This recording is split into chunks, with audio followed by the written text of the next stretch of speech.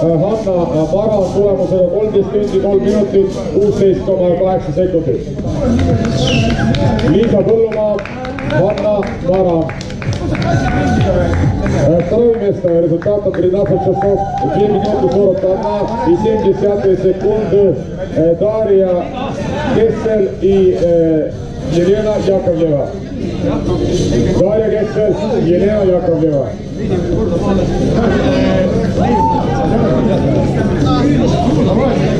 Ja võitjaks kuulutame Eesti Mikita Anette Paul. Eesti Mikita Anette Paul võitjatena tulemusega 11:45,52,4. Teine koht Дарья Кессель, Елена Яковлева. Просим немедленно же прийти на награждение в палатку секретариата.